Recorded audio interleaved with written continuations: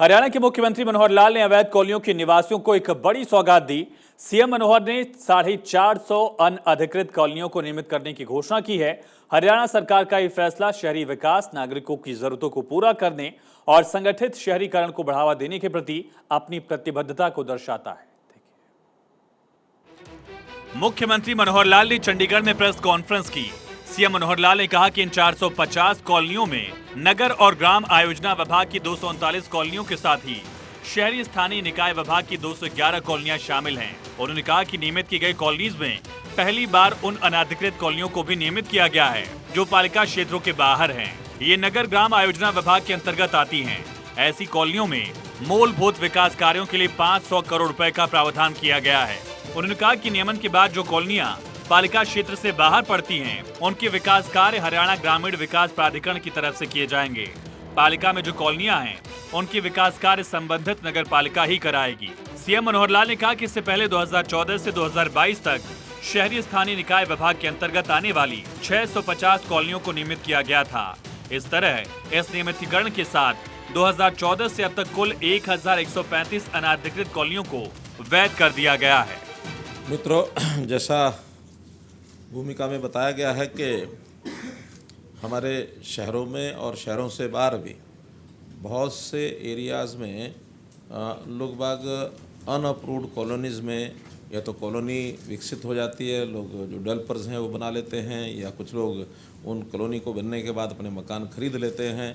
Unapproved colonies में मकान खरीदने के बाद कई प्रकार की कठिनाइयाँ, समस्याएं वो जो उपभोक्ता है अर्थात जो जिसने मकान बनाया उसको भी आती हैं। शहर के नाते भी सब लोगों को मिलकर के जब अभ्यास उनका होता तो उसमें कई प्रकार की कठिनाइयाँ आती हैं।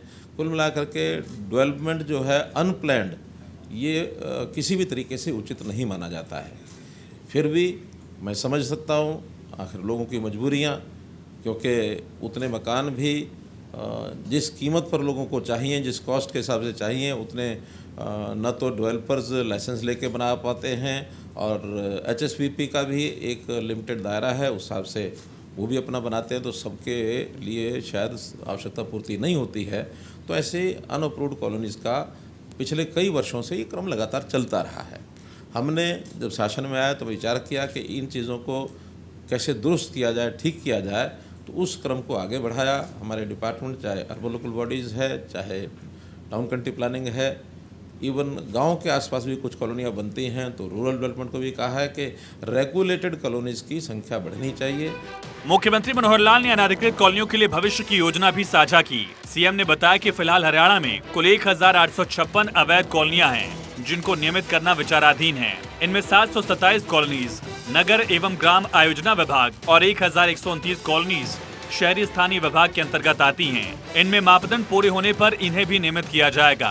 ये राज्य के शहरी नियोजन और विकास में एक अहम कदम है। मुख्यमंत्री मनोहर लाल ने कहा कि कांग्रेस की सरकार ने अपने 10 साल के कार्यकाल में 874 अवैध कॉलोनियों को नियमित किया था। हरियाणा में बीजेपी सरकार ने एक अलग नजरिया अपनाया और नागरिक सुविधाओं पर ध्यान केंद्रित करते हुए नियमितीकरण के मानदंडों में ढील दी है। सीएम मनोहर लाल ने कहा कि इन कॉलोनियों में रहने वाले लोगों के जीवन स्तर में सुधार करने के लक्ष्य से नागरिकों की सुविधा के लिए नियमित करने के मानदंडों में छूट दी गई है।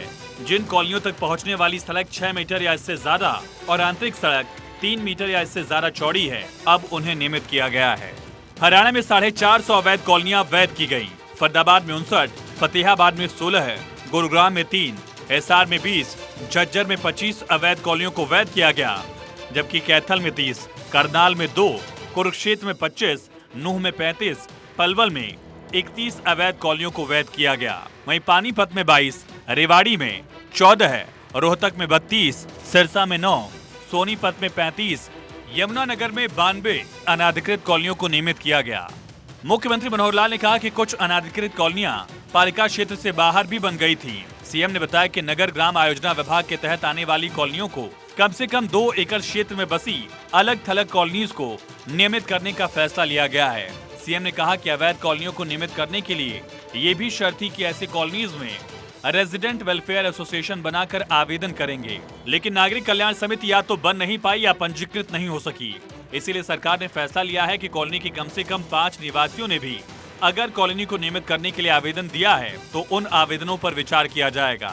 इसके अलावा पालिका क्षेत्र से बाहर पड़ने वाली आवासीय कॉलोनियों को नियमित करने के लिए जो विकास शुल्क निर्धारित किए गए हैं वो अविकसित भूमि के लिए कलेक्टर रेट का 8% और विकसित भूमि के लिए कलेक्टर रेट का 5% देना होगा।